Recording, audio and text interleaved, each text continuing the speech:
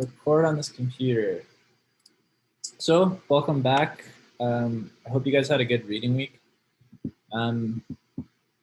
This lab session will be pretty similar to most of the lab sessions that we have in this class. So in today's session, we are going to study the two-way ANOVA procedure. So I prepared a set of 4 questions here that hopefully will help guide us through how we would conduct the two-way ANOVA using SPSS. So the first thing that we're going to do is load the golf dataset into SPSS. So the golf dataset should be available on the course webpage. So you should be able to find that in the usual spot underneath lab data. And once we have that loaded, we can take a look at the structure of the dataset. You might recognize it if you are in my lecture section, because it's actually the same data set that we used to demonstrate the two-way ANOVA procedure in the lectures. All right, so open, yes.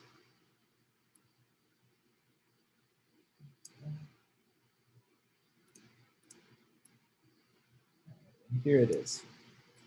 So you can see what we have here is a data set that in terms of appearance in SPSS is actually very similar to the type of data that we would see when we are using a completely randomized block design.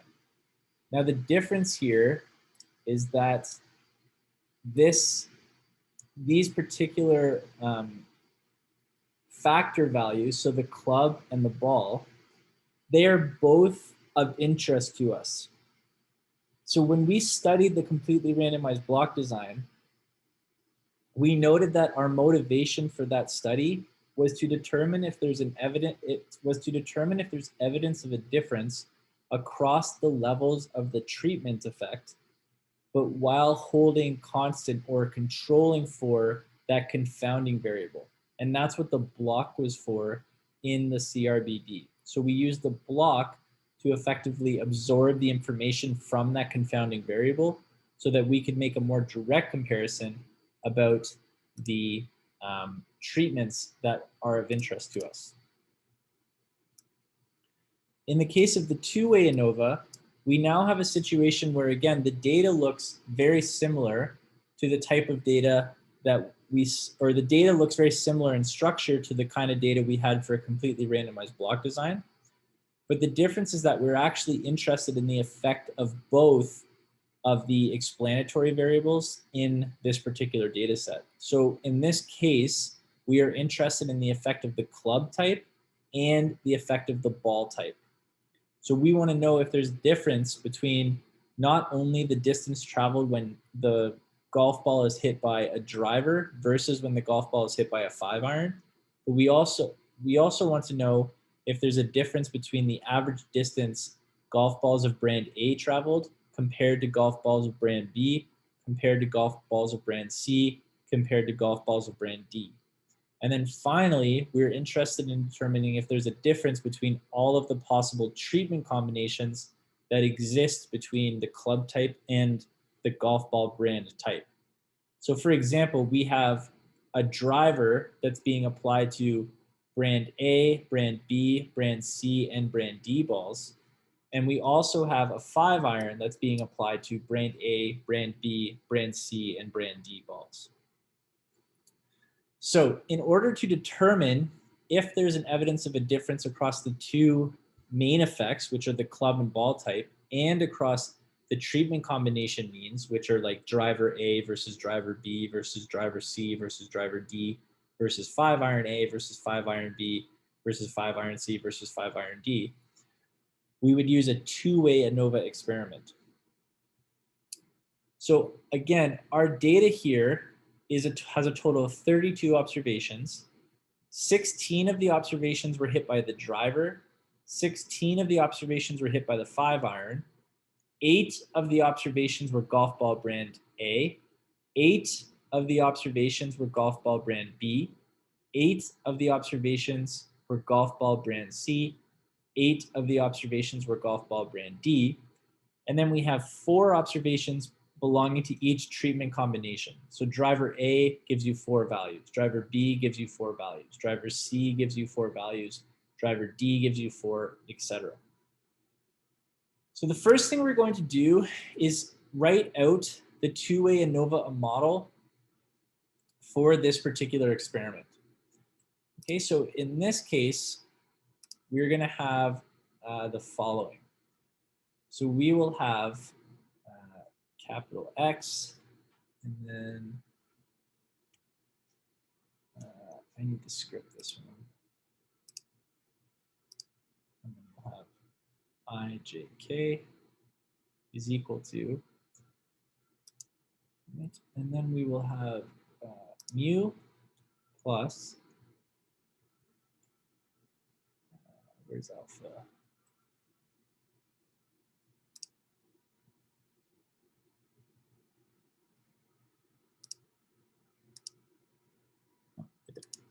Alpha, I'll script this one.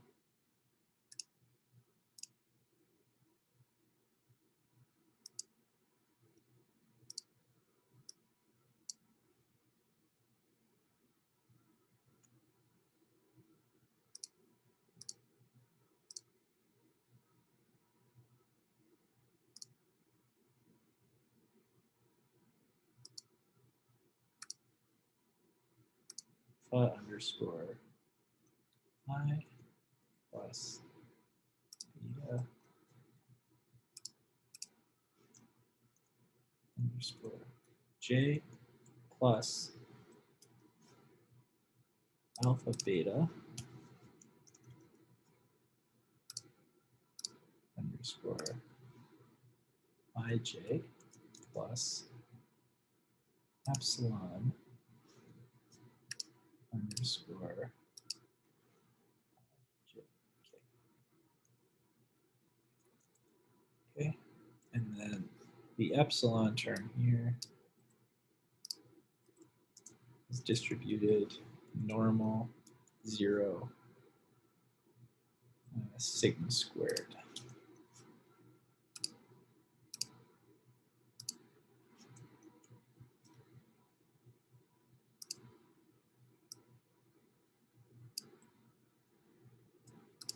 Okay, so this is our two-way ANOVA model for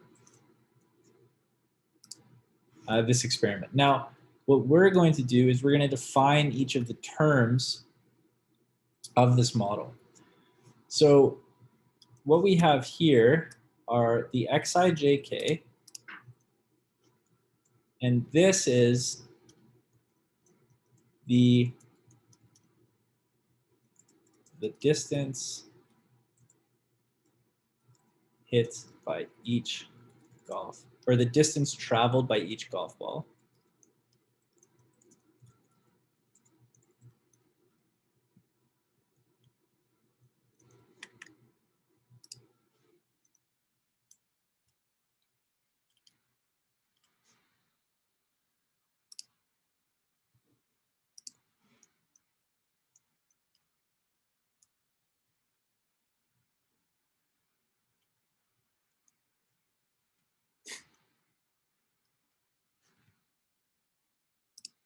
There we go. Then we have mu, which is the average distance traveled by all golf balls. Okay, and then we have alpha I. Now this can be either main effect here, right? So this is the effect of the driver, for example. Then we would have beta j. So this again could be either effect, but we'll just say that this is the effect of the golf ball brand. And then here we have the interaction effect. Okay. So this is the interaction effect of the golf ball brand and club type.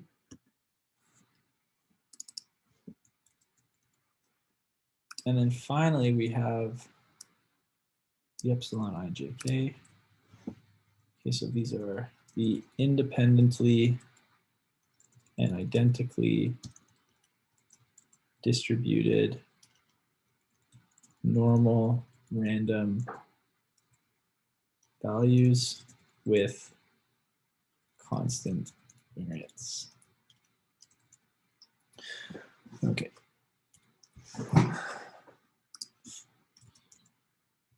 Mean 0 and constant variance sigma squared.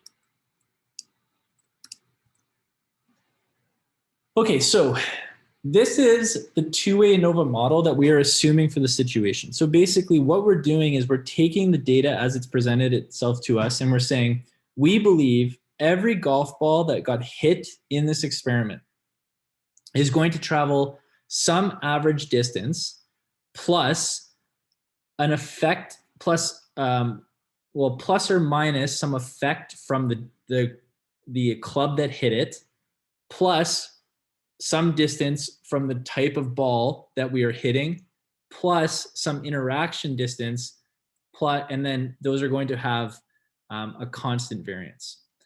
Okay, so we're assuming a model that represents the system. And the key features of the model are that we assume normality for all of the values in the experiment. We assume that every value has the same variance. And this really comes into play across the treatment combinations. And then we also assume that the values are all independently and identically distributed, which means that they are not related to one another. So that means that we need to collect a simple random sample of all of the values. So the purpose of the two-way ANOVA is to try and explain difference in average.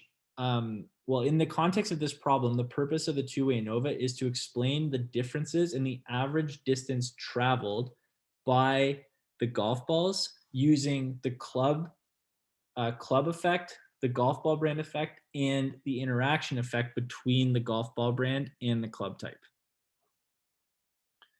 Okay, now we can visualize the system using an interaction diagram. And before I get to that, I should ask, does anyone have any questions so far?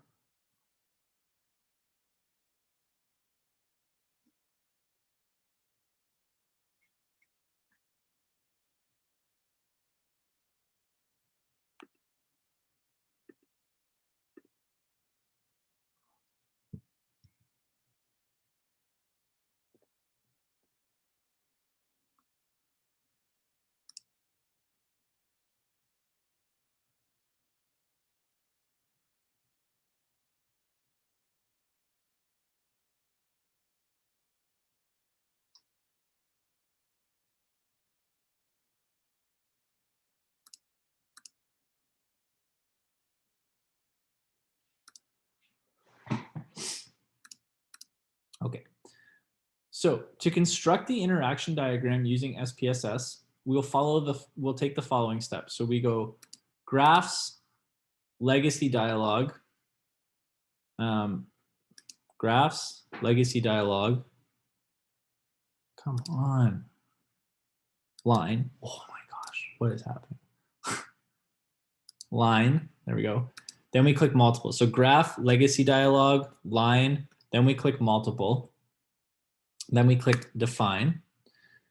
Okay, now under lines represent, we click other statistics. Okay, then inside the variable, we put distance. Now you'll notice here that it says mean of distance. That's what we want. So the interaction diagram is essentially a plot of means. Now we place each of the other two variables into the category axis and the defines line by slot. It doesn't matter which variable you place in which slot. They will give a different diagram, but the interpretation of the diagrams will be exactly the same. So for example, if I select ball as the category axis and define line by the club, so this will be interaction diagram for distance traveled experiment. We'll call this interaction diagram 1. Okay, then the output here is going to look something like this. So you can see that we have,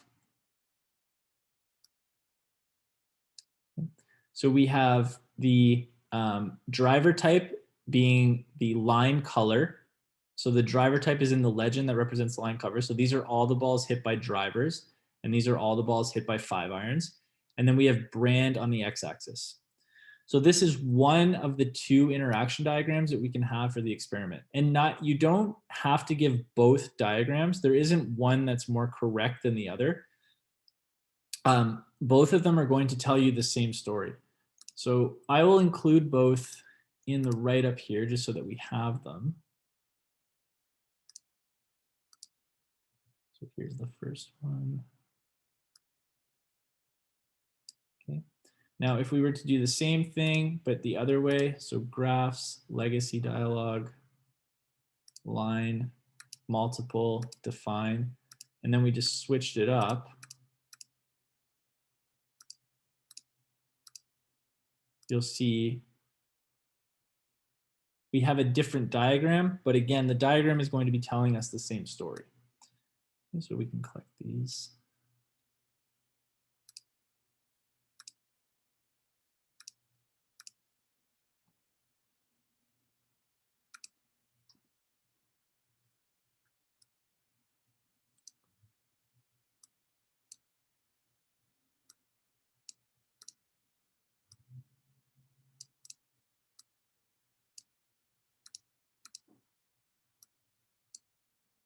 Okay.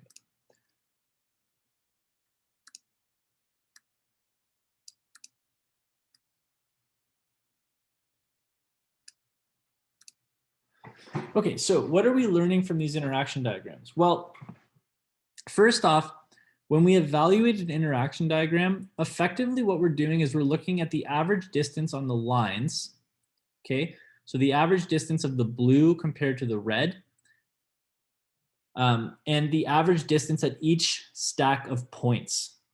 And then we're checking to see if there appears to be a difference between the averages at the stacks of each point and the averages of the lines. Now, again, these 2 interaction diagrams are going to tell us the same story. So when we compare club effect, so using the interaction diagram to compare club effect. Oh, sorry, and then this one should be 2, not 1.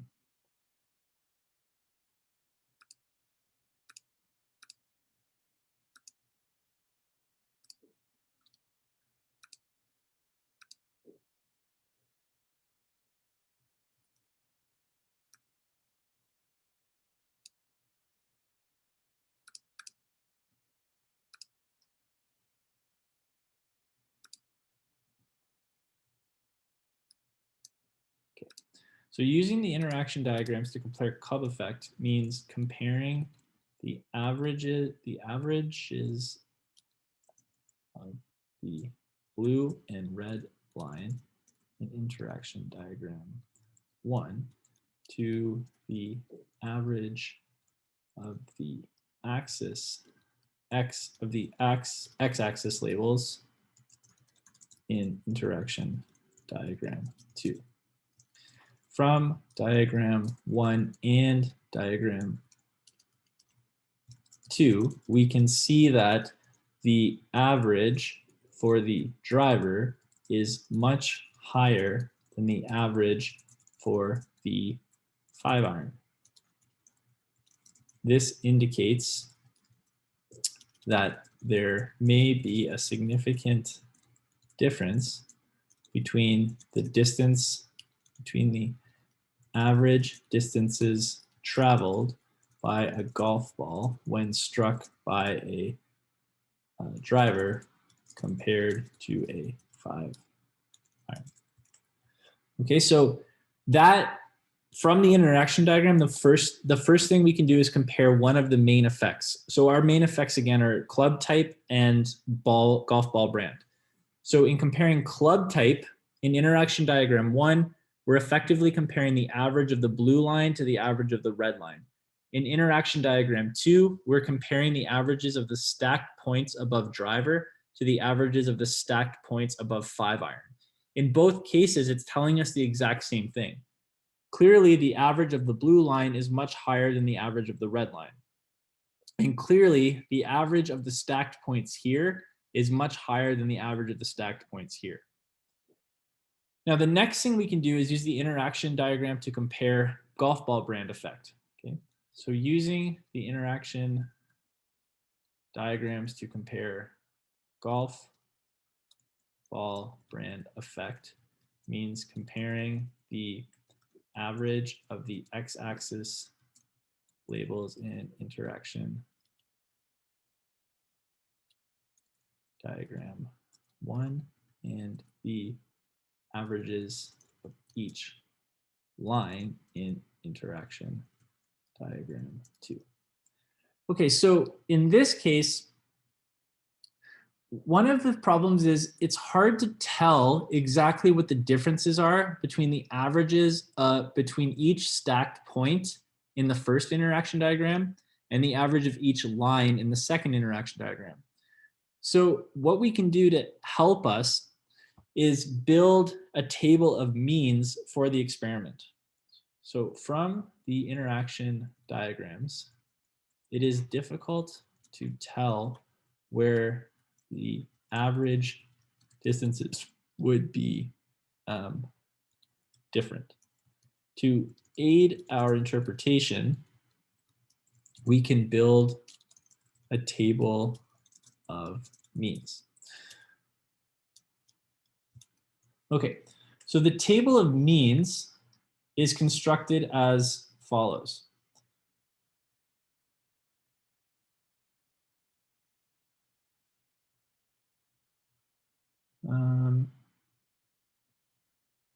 Okay, well, it's not going to help as much as I hoped it would, but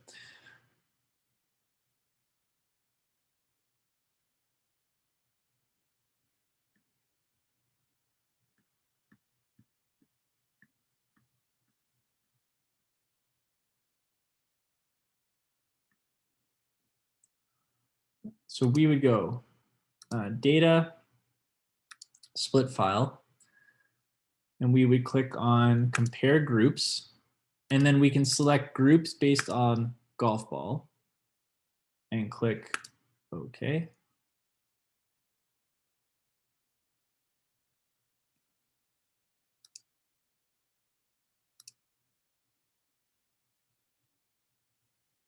And then we can go analyze, descriptives, distance. And then here is our table of means for the golf ball brands.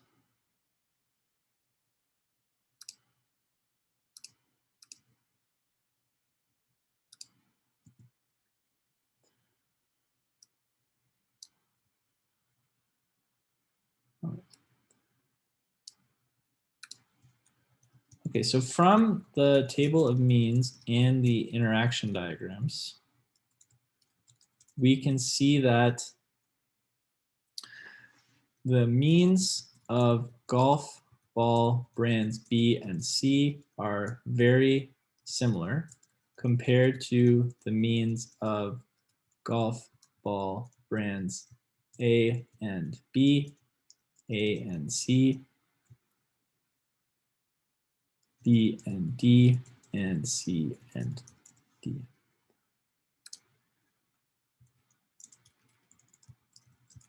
Okay. So what we can see from the table, and the interaction diagram is showing us the same thing, but it's harder to parse the information from the line segments as they're shown. But we can see that B and C are 208.2 and 205.15. So those are quite similar. A and D are 199.86 and 195.125. So those are very similar. But A is quite different from B and is quite different from C, and D is quite different from B and is quite different from C. So we have evidence that there could be a statistically significant difference between the average distances traveled between the pairs of golf ball brands indicated above.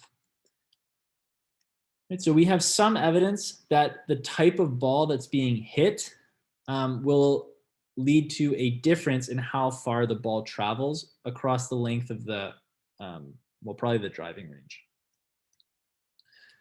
Okay, now the last thing we can do from the interaction diagram is evaluate if there is evidence of an interaction. Now to do this, what we would do is check to see if there is any evidence of parallel lines and non-parallel lines within the diagrams. Now, from the second diagram, you can see, for example, that the red line crosses with the green line. The green line also crosses with the blue line. That's an evidence of an interaction.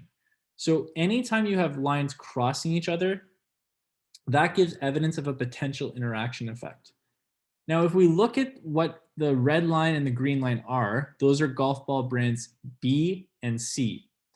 When we look at the first interaction diagram, we can see that the direction between B and C here on the 5-iron is actually going in the opposite, or has the opposite slope. Well, has a slope with the opposite sign compared to the line segment attaching B and C for the driver.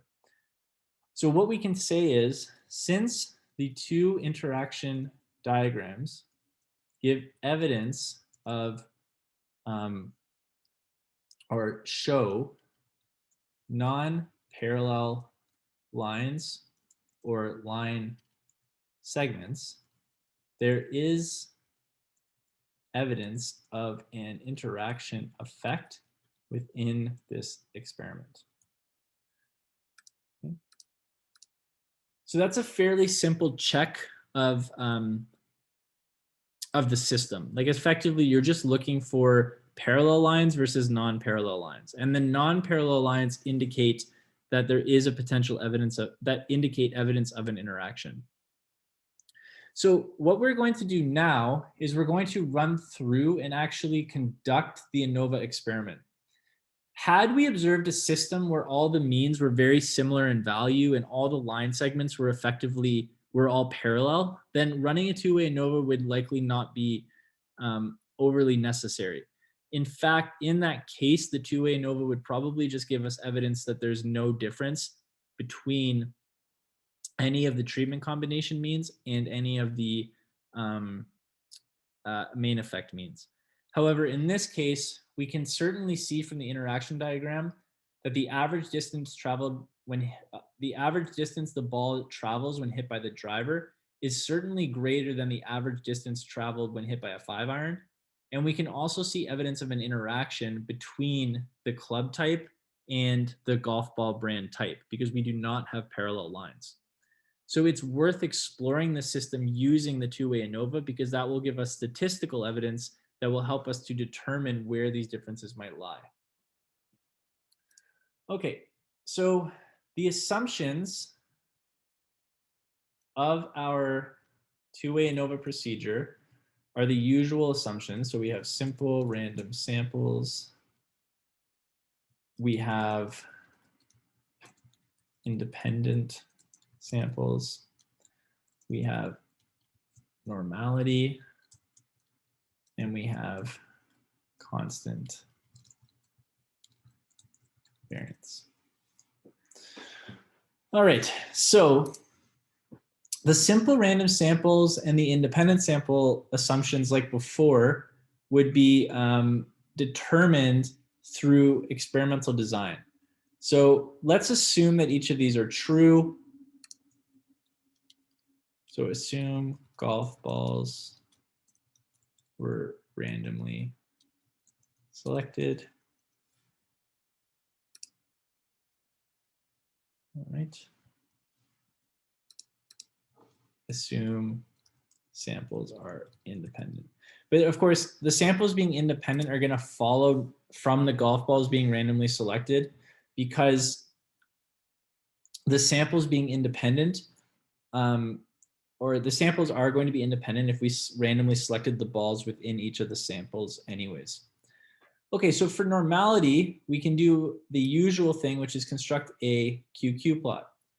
So to do this, we have to first compute the residuals. So we're going to run or construct the two-way ANOVA table for the experiment, and then we will use that information to build the residuals. So we'll go general linear model, univariate. Distance is the dependent variable. Club and ball are the fixed factor.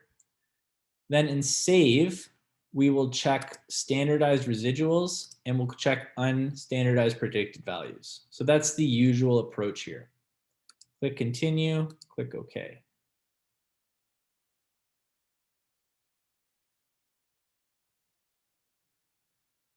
Oh, sorry.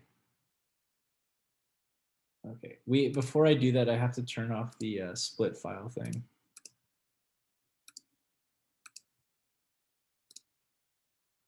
So analyze general linear model, univariate, save. There we go. Okay, so we have to remember to turn off split file, otherwise it'll split the ANOVA table. Okay, so here's our two-way ANOVA table.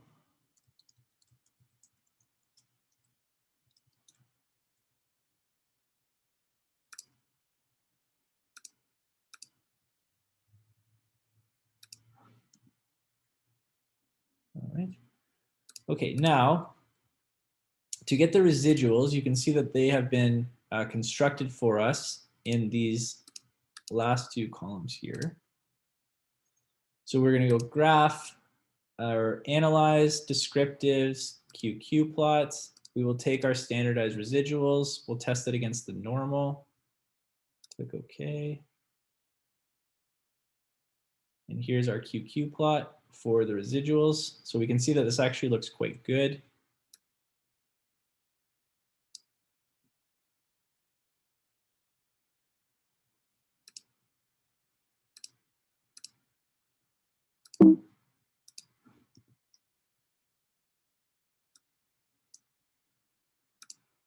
Right, and then we can say the normal probability plot gives no evidence to suggest that distance, well, that the variable of interest is not normally distributed.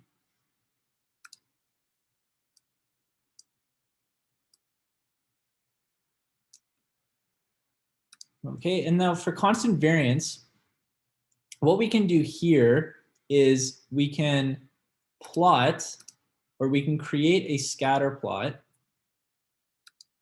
of the residual values against the predicted values.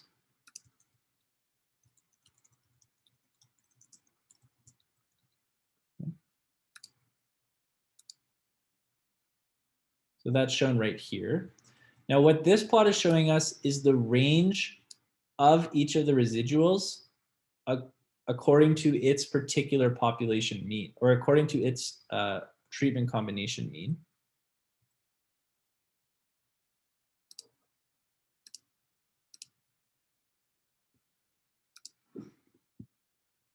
Okay.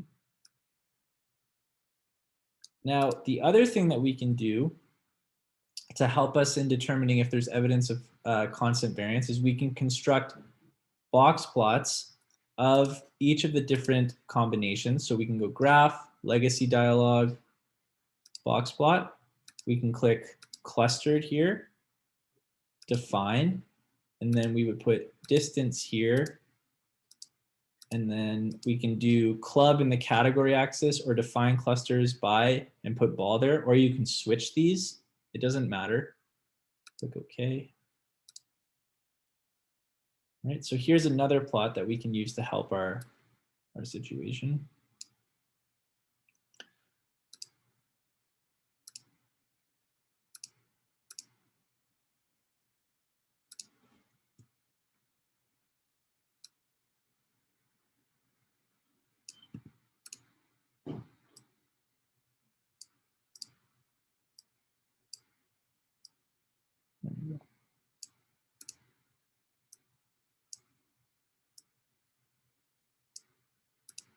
Okay, and then the last thing that we can do, if we wanted to do a rule of 2 type thing, is we can go data, split file. Okay, we can do compare groups. We can do groups based off club and distance. Click OK. Then we can go analyze, descriptives, distance, click OK. And then you can see here that what we get out is a table with all of the standard deviations incorporated in it.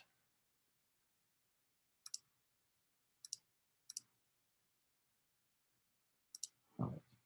So these are 3 different tools that we can use to check the normality assumption. So from the residual versus predicted values plots and the box plots, we can see that there is evidence that the constant variance assumption is not intact, since the ranges of the stacked points and box plots are not consistent across all treatment combinations. So visually, all we're actually doing here to check for constant variance is look to see if there's any evidence that the range of either the box plot or the stacked sets of points at each treatment mean are different. So you can see, for example, like if you compare this green box plot here for driver golf ball brand C to this green box here for 5-iron golf ball brand C, those are clearly different values. If you compare the range of these 4 points here to the range of, say, these 4 points here, those are clearly different ranges. So that's implying that that constant variance assumption is not intact. Now, if we want something a little more structured, we can also use the rule of 2 to check for constant variance. If we compare the maximum standard deviation to the minimum standard deviation, we have 9.24193 divided by 1.96469.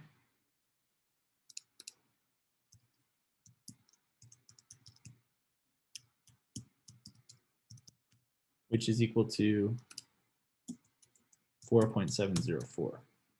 Since this value is clearly larger than 2, we have evidence that the constant variance assumption is violated. Okay. So from both the plots and from this table of pairwise treatment means and standard deviations, we can see that there's evidence that the constant variance assumption is not intact for this particular data set. Okay. So we're going to be operating under the assumption of a violated assumption here. Okay, so we now have our 2A ANOVA table for the experiment, which we found in the usual way. So we went analyze, general linear model, univariate. Dependent variable is the distance traveled. The fixed factors are the 2 factors. And then we just clicked OK. And that popped out our 2A ANOVA table, which was shown above here. Now, one thing to keep in mind is whenever you run this, before you run the ANOVA analysis, you want to make sure you reset the split value. So you go data, split value. If there's anything in there, you click reset, click OK, and then run the ANOVA. And that'll produce the table we have here. Okay, from this ANOVA table, there's actually 4 different tests that we can construct. So the testing procedure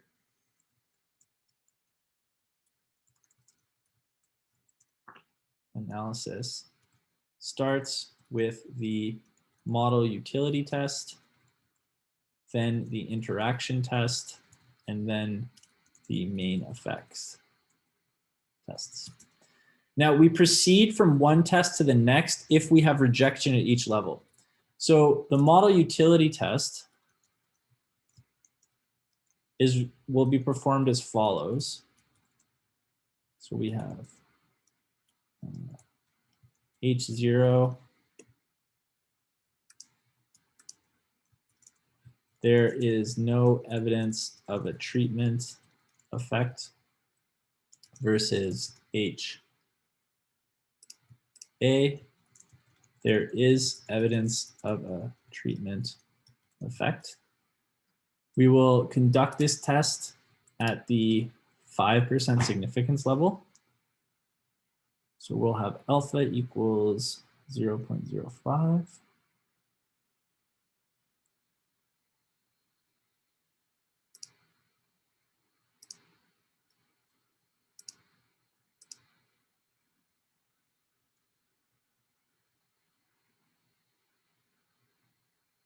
Oh, sorry.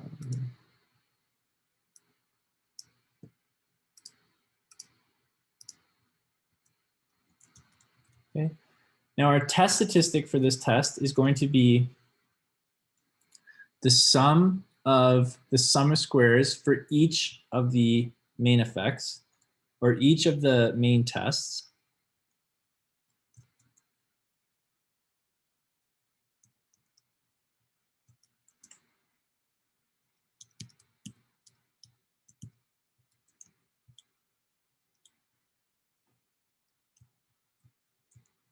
And then that whole expression is going to be divided by the MSE for the experiment,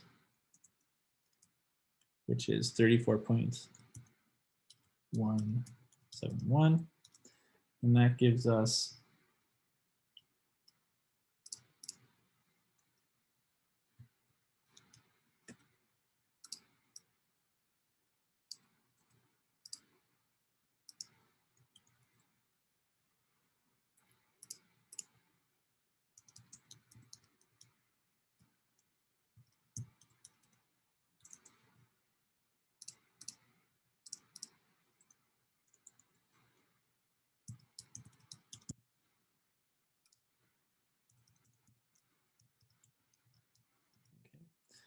now, it's pretty obvious that in this case, the p-value for the test is going to be approximately equal to 0 because a test statistic of 140.698049 is massive.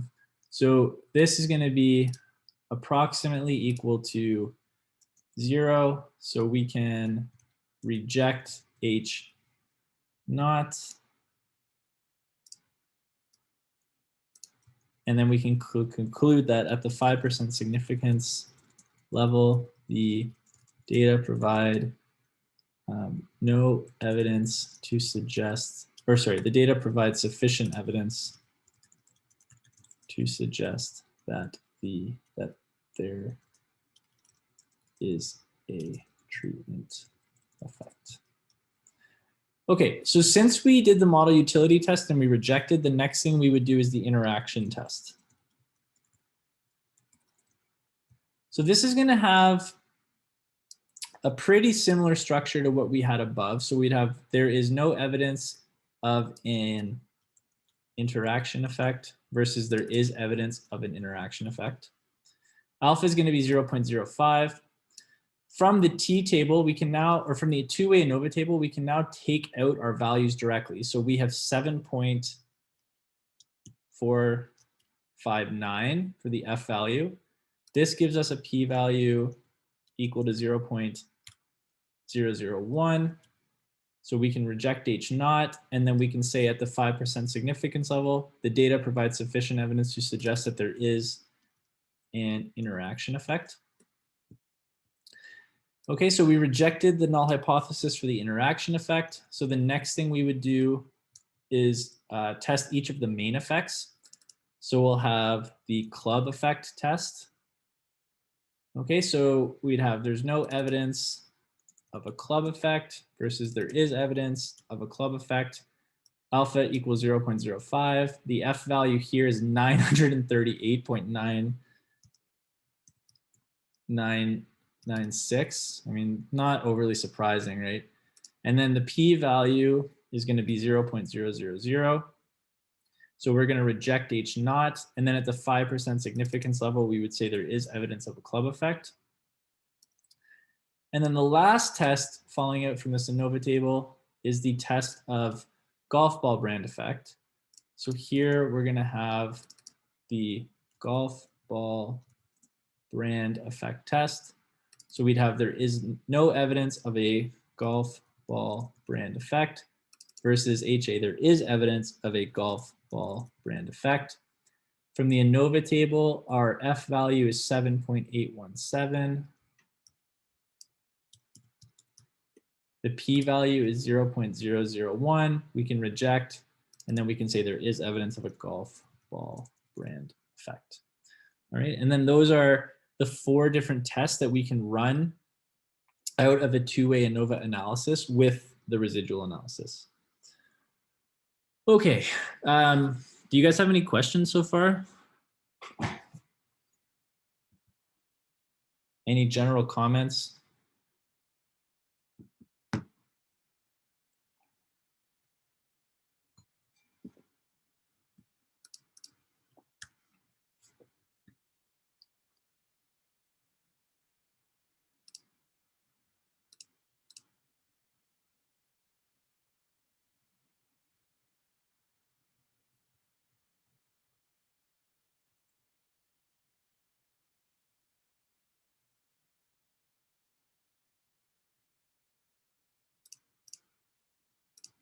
Okay, if not, then we can continue with the last part. So just like we did when we ran a one-way ANOVA or a completely randomized block design, we have to conduct our multiple comparisons if we've rejected the null hypothesis in any of the ANOVAs.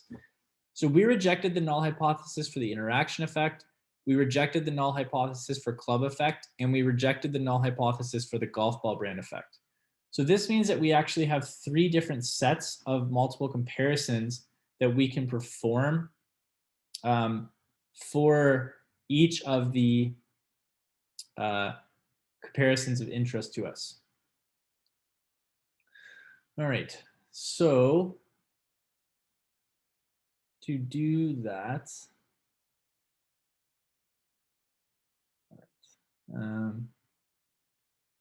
okay, so first off, we would say, yes, we should perform a multiple comparison for the interaction and main effects since we rejected the null hypotheses in each of the tests from the two-way ANOVA table. Okay, so to do this, this part's actually a bit tricky. So what we have to do here, and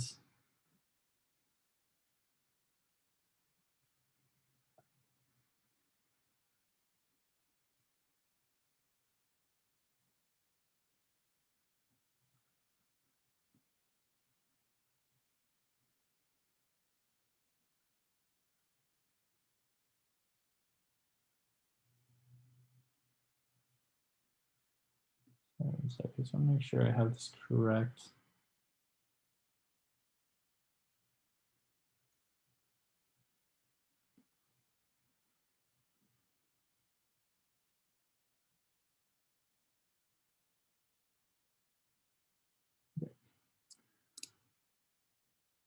So,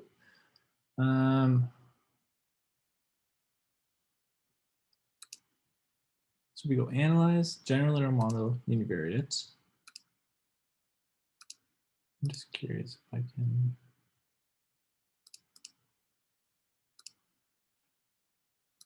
Okay, so let's do it like this first. I think I should be able to get 2 separate tables out of this.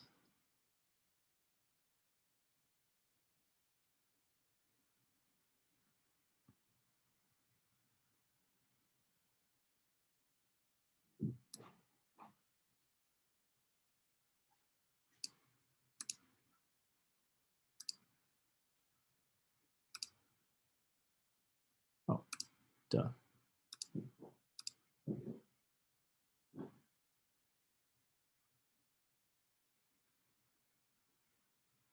Okay, there's the ball. Sorry, I'm just, one sec here.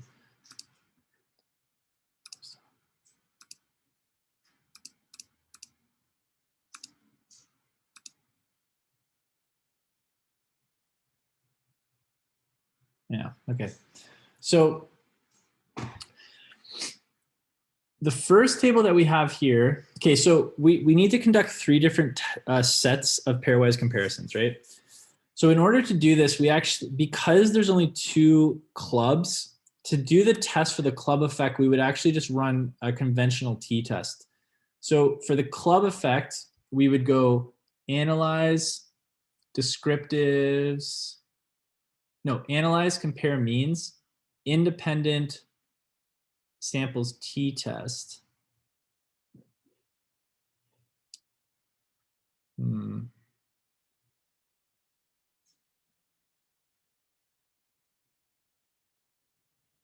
Actually, I think that this is a limitation of SPSS now.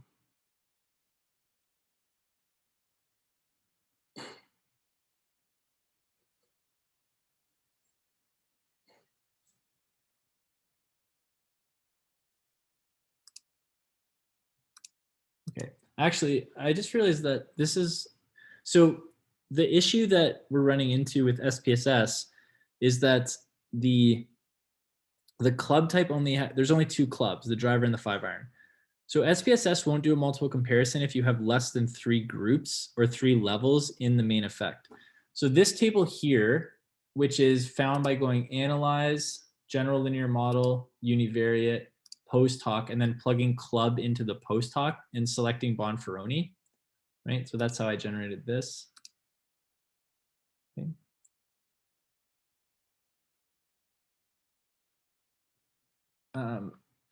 Or sorry, putting ball in for the thing.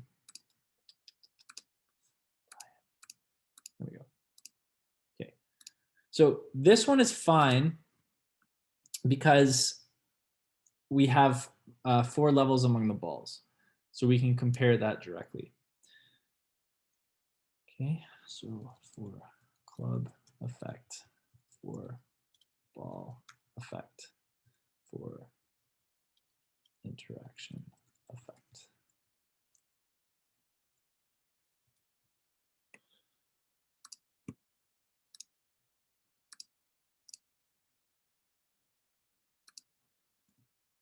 Okay.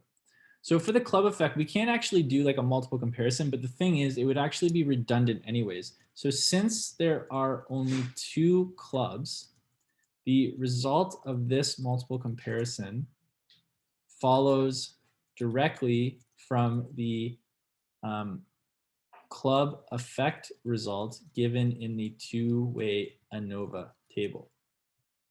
So we have sufficient evidence of a difference between the mean distance traveled by golf balls hit by either a driver or a 5-iron.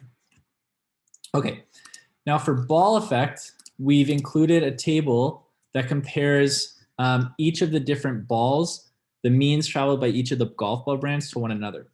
So we can say here at the 5% significance level, the data provide sufficient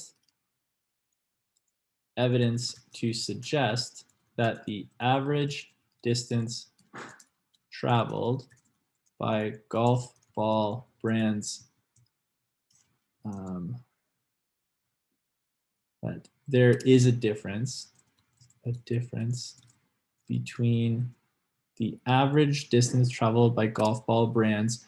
Now, if we parse through this, we can see golf ball brands B and D are significantly different because there's a 0.001 there. So that's significant at the 5% significance level, and golf ball brands C and D.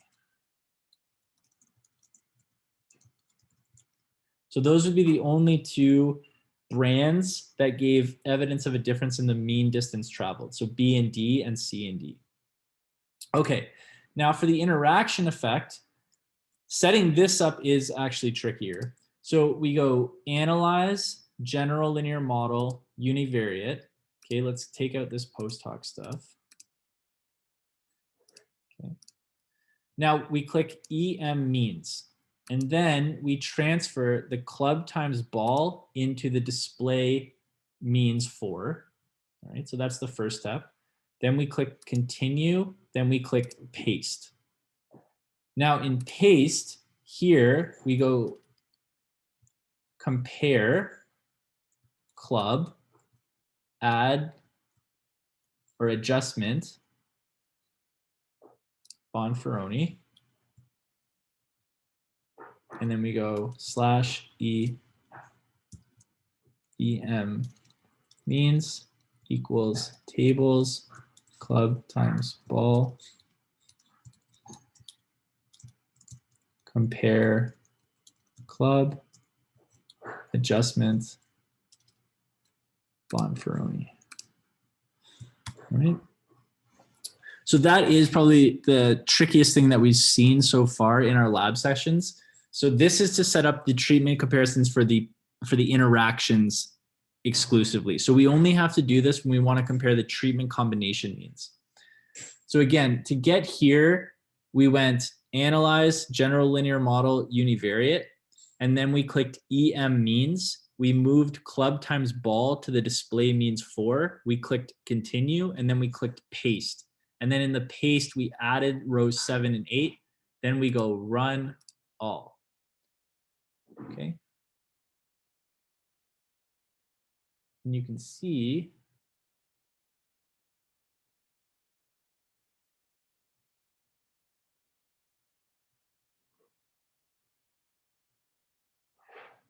okay, so we clicked run all.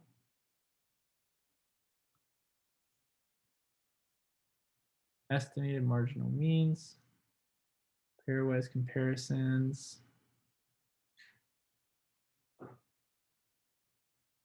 Where is the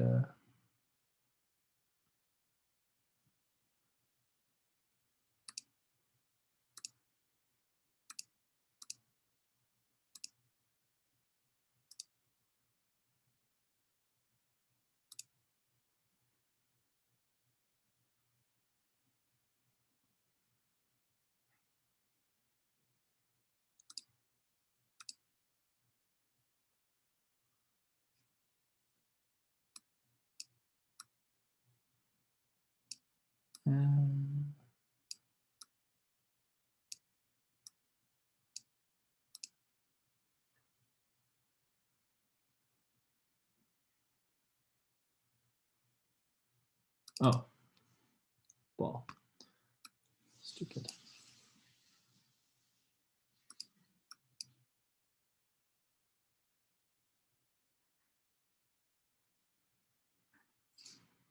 And here we go.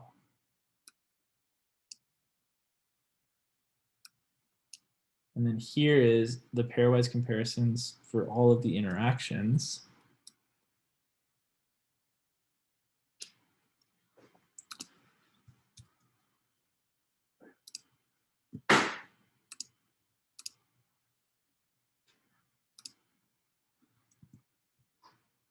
Okay, and now we just have left the interpretation of this output. So we can say at the 5% significance level, the data provides sufficient evidence to suggest that there is a difference between the average distances traveled by golf ball brands in treatment combinations. And now what we're going to do is basically just parse this data. So you can see here we have a 0.1. So that's that's driver A versus driver C.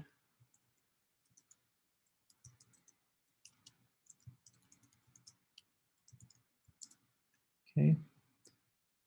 Then we have driver C and driver D.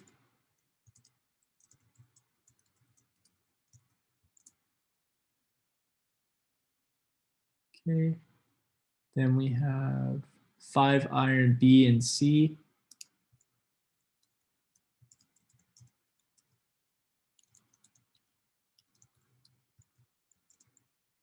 And 5 iron B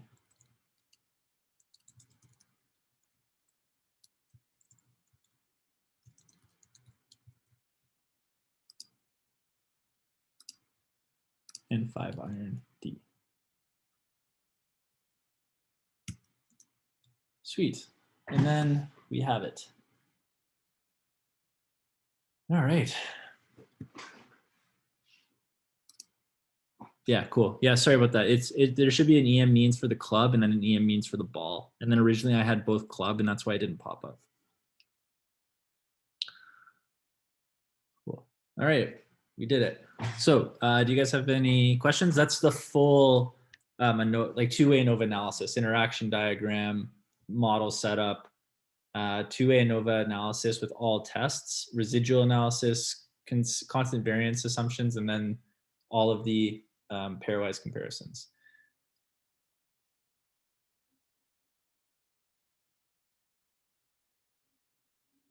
Oh no. Okay.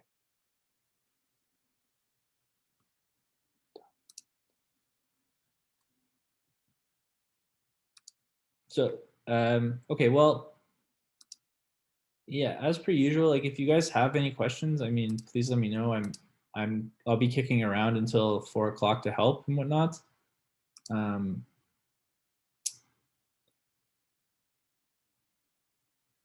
For assignment 3, are there actually 15 multiple comparisons? So I assume you're talking about lab assignment 3, right? Yeah, let me just check it. Labs, assignment 3. Okay, so we are looking at, are we looking at question 2 or question 3? Q1. 6 choose 2. Yeah. So is 6 choose 2 is 15, right? So yeah, 15.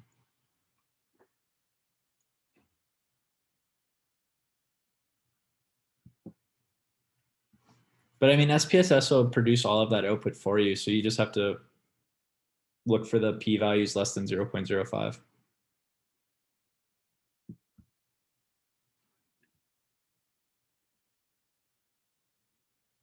Are there any questions about the materials that we covered today?